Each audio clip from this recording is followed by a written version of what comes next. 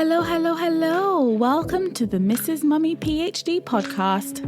I am your host, Michelle Gibbs, and I am passionate about helping scholarly mamas like you navigate your journeys with purpose so you can achieve your life and academic goals without sacrificing what matters.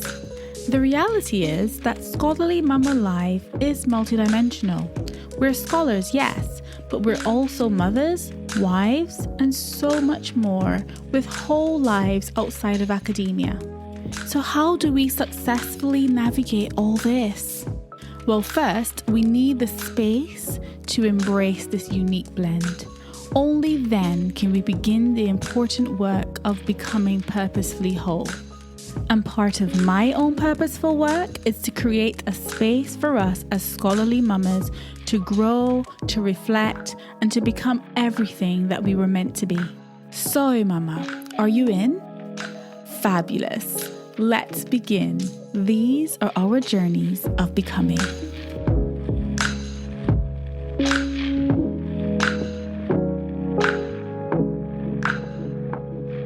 Hey there, thank you so much for tuning in. I want to share with you in this episode the second half of the discussion between my husband and I around the 5 best kept secrets for thriving in marriage as a Black couple. If you haven't already listened to part 1, feel free to listen to that episode first and then come back to this part 2. If you've listened to part 1, then welcome to part 2. Do enjoy. Speak to you soon. So let's move on to the next point, if we're not going to do anything else on fun. Point number 4, which is kind of understanding each other's love language and how you can try daily to speak that kind of language. And in every marriage, though it be unique, because each of the two individuals themselves are unique, there are stereotypes of a marriage and expectation that sometimes to burden many Black couples. And it can be impossible to set your own kind of terms as a couple and allow the marriage to thrive. And in fact, you may feel that they're never doing enough. Yeah. And I think there was a lovely book about the love language, and you did a really nice quiz. Oh, yeah. What is your love language? So if anyone is interested, where can I find that quiz if it's still open?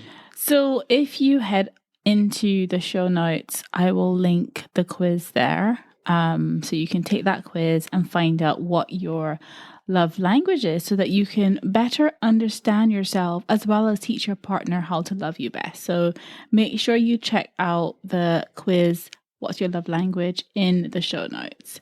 So I definitely agree with what you said there about setting your own terms for your marriage. And you know, our 27 plus years of togetherness has taught us that in order to do that and set our own terms, we need to learn to block out all the external noise and stay focused on writing our own beautiful love story. And so I think that's kind of, you know, at the heart of this idea of understanding one's love language and understanding what sets your spouse's heart on fire is a huge advantage, of course, to thriving in marriage as a Black couple.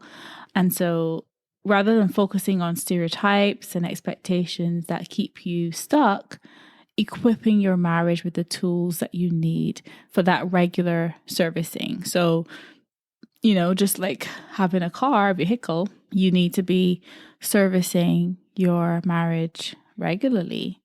So the 5 common love languages, according to Dr. Gary Chapman, we talked about love languages a few minutes ago, are 1, physical touch, 2, words of affirmation, 3, acts of service, 4, quality time, and 5, receiving gifts. So with these in mind, listen, we don't want anyone having any heart attacks here, but think about, what does your spouse do that makes your heart just skip a beat? Like, what lights you up about them? What do they do that really gets you going?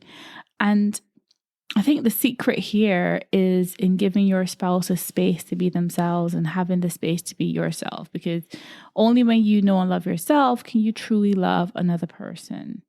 So find out what brings your soul alive and do more of that thing. Yeah. I think that's the best thing. I think once you know, and I think that was a good thing about your quiz, is that those people that took it, kind of, if you didn't know how to voice or express what your love language is, you could very much answer those questions. Suddenly you have that's what it is. Because I know I like it when my husband is a bit more spontaneous and will do little gifts or so on, and that would be like the receiving gifts, or if it was, I just like a cuddle, I just like a hug, I just like hold my hand when we're out. As you know, we like to kind of hold hands when we're walking outside and stuff like that, because that's almost that kind of physical touch, almost like just feel that a person's with you, like a outward sense of expression of that as well. Yeah, and I definitely think that, recognizing what your own love language is and understanding what your spouse's love language is helps you to service your marriage regularly and keep it running at its best. So, even, I love gardening and plants and stuff. So even if you're a plant lover, for example, you need to water these plants to keep them healthy and thriving. You know that you can't just buy the plant, put it in the corner of the room and leave it, because what's going to happen is going to shrivel up and die. So you have to regularly pay some attention to that plant. You have to love and care on that plant to keep it going. And marriage is very much the same. So in order for your marriage to grow, you need to learn how to service it regularly, how to look after and care for it. And this whole idea of service in marriage, like what are your thoughts on service in marriage? Yeah, because just like the car, if you kind of neglect it and you still drive it more miles than normal, or you go on a rough terrain or something, the car will eventually break down if you're not constantly putting in the petrol, putting in the oil, checking the tires, all that. Like, it's a daily, I mean, for a car, maybe not daily, but for marriage, it needs to be regular. You keep checking in and making sure you're topping up the affection, you're topping up the, whatever the love language is, you're just topping up that, because again, we're all human beings and we all know what it's like. You'll go to work, you'll be very enthusiastic about a job, but if you go and you're very worn out, then it's a lot harder to enjoy your job. So then going back to your question, I would say that serving isn't necessarily an act of weakness. Like, it then becomes an act of love. Yeah. And it ends up being a crucial ingredient for a healthy, thriving marriage. As I was saying before, it just has to, it's an action. Yeah. It's very much an action. Like serving is an act of giving to someone, is such a massive sign of love. Yeah. This act of service and serving others not only just puts that person's needs ahead of your own, it also acts as a way of just expressing love outwardly. Yeah, sure. Because, and I think we tell our oldest one this as well, as he's going to that preteen stage, that the best way people know that you love them or care about them, not that you just say it, but your actions have to show it. Yeah. So it's, you don't necessarily have, if you don't know the love language of your spouse, first, take the quiz, ask them to take the quiz. Secondly, you have to be able to communicate your needs, or they need to be able to communicate your needs to them. And I think we mentioned this in one of our other points about being vulnerable. Yeah. Being authentic. And communicating well. And communicating, because there's no other way of knowing that someone doesn't like something you do, or someone knows that you like something other than you being able to express it. 100%. And at the end of the day, like, you're married. You didn't get married to walk and talk the singleton lingo. Like, get to know your spouse's love language and speak that into your marriage daily to ensure it stays well serviced and maintained. Right. So we are now on to our fifth tip. And this is all about unity, and unity in faith, in values, and in purpose. So we talked a little bit before about having separate goals. And I think that's important in marriage to have your individual goals that you're working towards, whether that be in your profession or what have you. But as a couple, you want to have unity in terms of the really big, important things like faith and values and purpose. So not every married couple shares their faith. We know that. And, there's no judgment. And we know it's not everyone's cup of tea. But if faith is your thing, then this secret is for you. Because as we're speaking from our own lived experience, we had to include it as part of the list. So as believers and followers of Christ, our alignment when it comes to faith and values infiltrates our marriage life. So from how we relate to each other, to our discussions about our future goals and how we manage our money, to how we parent our children. So if this is the case, how can we build a home effectively without unity or alignment in faith, values, and purpose? How can we build a future together without aligned goals and a shared vision? I think for us, again, only talking from our experience, which again, maybe has given us this perspective. But obviously, we spent a lot of time before we got married and everything in secondary school as teenagers, where we were limited to very much talking. So we talked a lot about what we believe, what we didn't believe. We even talked about, I think you even went far enough to start coming up with names for our children and all that kind of stuff. But that's just like a side note kind of thing. But we did a lot of talking about what we wanted in a marriage, what we thought of being married, and again, children, as I said. And we very much were almost by the book. We wanted to... Yeah. And I think a lot of that was influenced by, what we thought would make up a perfect marriage. But then we quickly realized that there is actually no perfect marriage because there are no perfect people. Yeah. And I think that was the reality we got once we were married. Yeah. Textbook marriage and real life marriage are two different things. No, exactly. I think they say the honeymoon phase, when it's over, it, because just life in general. Yeah. 100%. And I think that's where we started to come closer to ourselves with our faith and so on. We spend time now, even with the boys, trying to do little devotions in a way that kids will find it engaging a bit more. But again, just trying that element, because we almost find that ends up being our center. Yeah, I love that.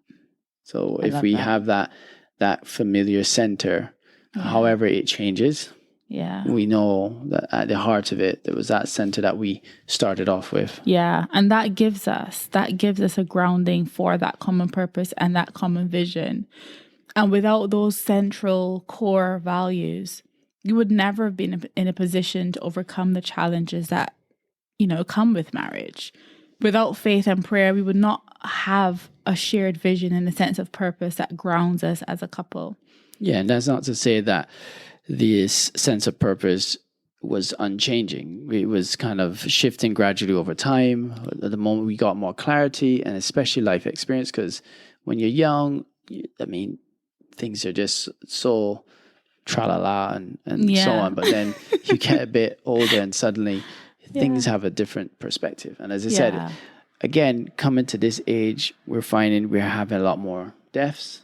A lot more, sadly, divorces. A lot more situations where people that we know have been struggling, whether it be financially, emotionally, spiritually. We just sense that we have to, as we change our focus, we have to think now of a different mindset as a family of five. Yeah, it's so different. It's, that mindset that we had back as teenagers and, daydreaming about our lives together is different from now being parents of 3 kids and navigating life as a family of 5. 100%. Yeah. And, we're not suggesting that we agree with everything. Of course, we don't. But if the alignment comes from mutual respect and we can work through these differences accordingly and purposefully, we can then get to a shared understanding. 100%. I love that. I mean, 17 years of marriage later, and we are still growing in love daily. We believe that God has brought us together for a specific purpose in this world. And we're so grateful that by His grace, we can live out that purpose together. We hear so much about self-love and self-care. And while we do support that movement, yeah, let's not get it twisted.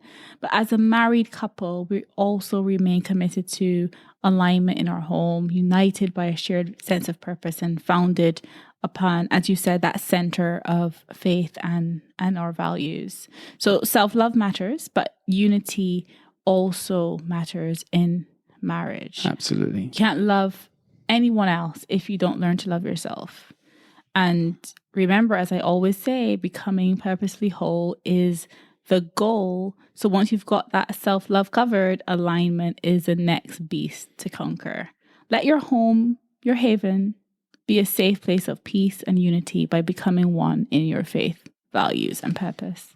Yeah. Tough times will come. That's for sure. Yeah. And the dust, as they say, will hit the fan. Yeah. But when it does, I definitely am confident that I know that you and I, and for those listening, you and your spouse, you and your partner, will be able to sing from the same hymn sheet. Even if one of you is singing soprano and the other one alto, I'm not the singer, so I definitely won't do much singing. But it's us against the world. Like I strongly believe that over the years we've grown stronger and stronger individually, but we've if we could go back in time and look at ourselves and they can look at us, they would probably be filled with such joy and pride, because though we were giddy and happy and, everything was going to be thing, when we tell them stories of what we would have achieved and what we've done together and the challenges, I think they'd be like, wow. Wow. I wish I was a part of that. So I agree. And I think that the covenant of marriage allows you to face those challenges together. And if you happen to be of different faiths, then having that shared understanding and mutual respect for each other's beliefs is imperative as a bare minimum. If nothing else, uphold each other equally with honor, respect, and love. And remember that you're in this thing called marriage. So align and build it together with unity and purpose.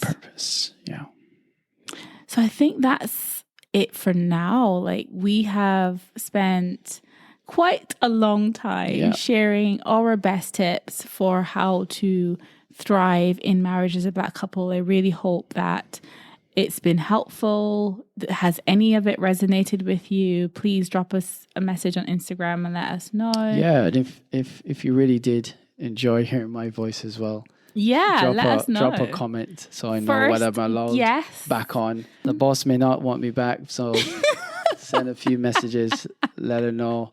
We want Kevin back. Hashtag bring hubby back. Bring hubby back. I like that.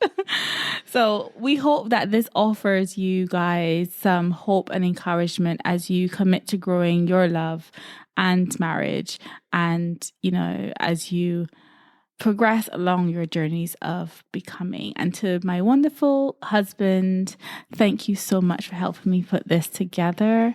And you're the absolute best. I feel so blessed to be able to share this journey with you. Even this podcast journey. Look, we're doing this. Look at this. Yeah, no, thank you for having me. Thank you and we'll see if most of my comments make it to the final edit. So if you hear some of my corny jokes or any of that, and they made it in, again, then we know I made the final cut. So hashtag bring hubby back. Hubby back, exactly. Okay, my lovely listeners, thank you so much for tuning into the podcast. And I wish you and send you, as always, lots of love and lots of gratitude. Take care. Bye for now. Bye-bye. Thank you so much for tuning in to the Mrs. Mummy PhD podcast. I hope you've enjoyed this episode, and if you did and you want in on this movement, why not head over to mrsmummyphd.com. You can join the waitlist for our exclusive community of smart, purposeful, scholarly mamas. We'd love to see you on the inside. Remember, mama, these are our journeys of becoming.